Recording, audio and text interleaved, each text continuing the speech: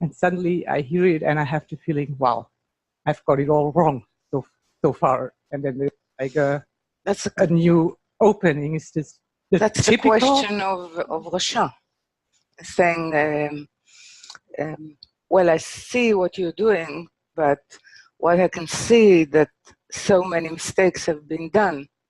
What can guarantee that I will not make mistakes? Again, most probably I will.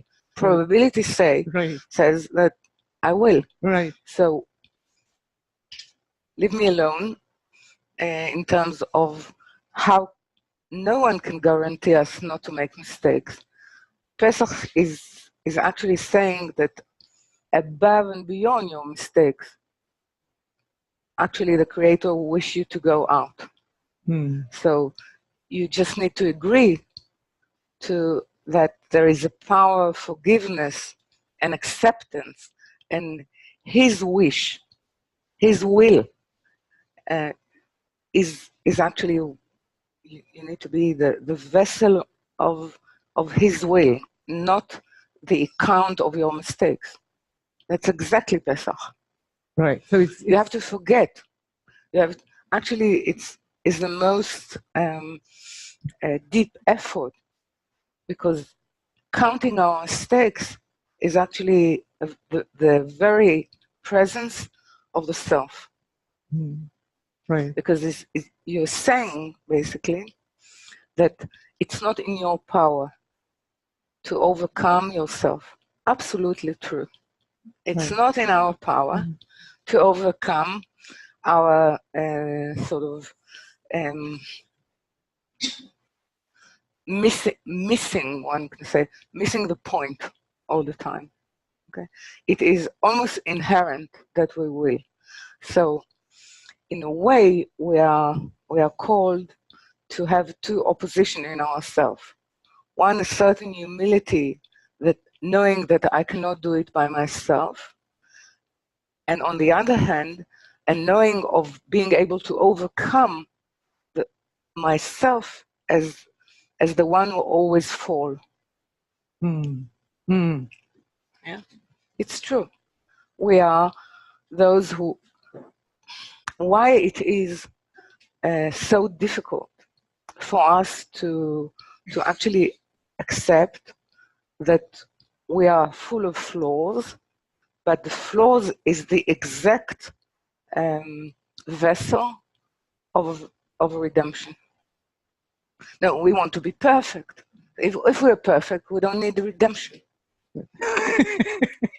We don't need him.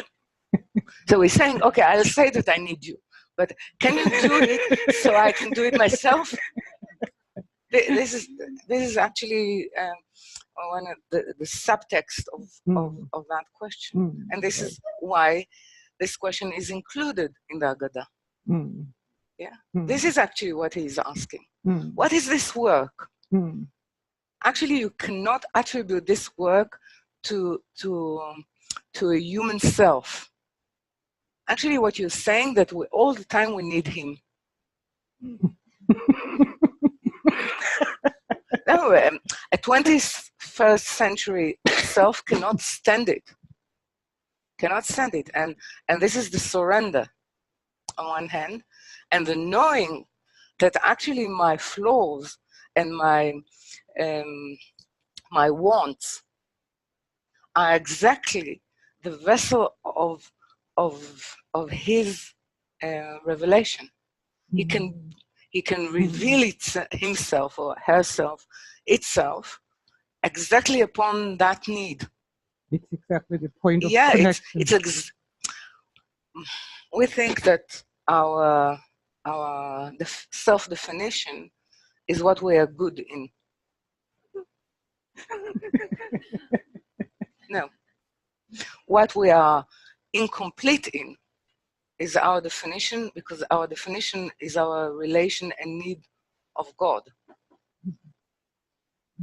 And that is why it is so important in the last generation, because this is exactly the reformation or tikkun of Dor HaCharon. Exactly that. So it's something that we can, now we understood it, we got it. in a minute we'll forget it. In a minute we'll forget it. But it's fine. This is why a study should be constant. It's a constant re-entering this arena, this environment, this ecology. So it washes you, and it sort of impart itself on you and print you with this. But this is your question, yeah? What is the relationship between Pesach and Sfirat HaOmer? Yeah? This is that huge creational light that we are missing every Pesach. Maybe this Pesach, we at least will think that this is the moment that the Creator is expressing His will to actually redeem us, and at least we will feel how we object to it. No, but saying that we object to it, it's at least saying that we feel it. Okay? So now we can enter Sfirat HaOmer, the 49 days, with knowing that we reject it, we object it, we actually willing and dealing with it for better terms for ourselves. Meaning, how much you will write in the little words in the contract belong to us. This is actually our willing and dealing with God.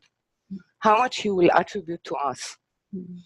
He's willing to attribute half.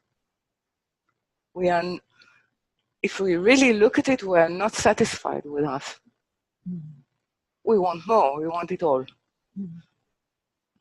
So there is sort of, and this is why we're saying when we begin the Seder, actually, while we are preparing this huge round dish, is saying, I'm consciously ordering creation according to His will. And actually, your hands should be trembling. That would be the right state in understanding not if the egg is cooked in the right hardness, but actually what is there, what actually we are gathering ourselves into. So if there is this, why? Because if we're speaking about, or Ari is speaking about, what kind of light is actually bestowing itself, is the light that redeemed all the sparks of creation from the big shattering. It's actually the creation of the world of Atzilut. Okay. We're saying, okay, we are going to order the round dish in the middle and all the table. So now table is an altar. Yeah. So the whole table is an altar in which I am sort of sacrificing. Yeah.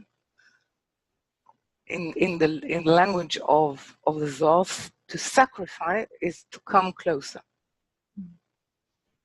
Sacrifice, it means sacre.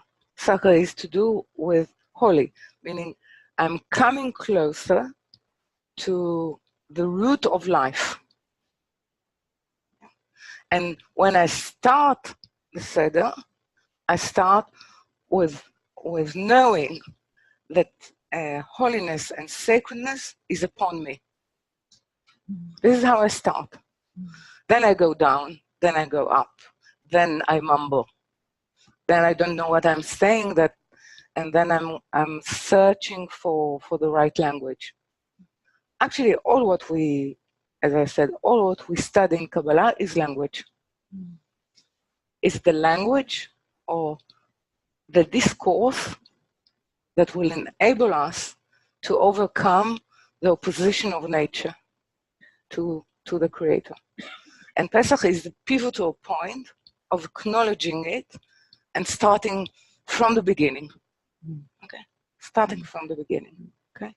That's okay.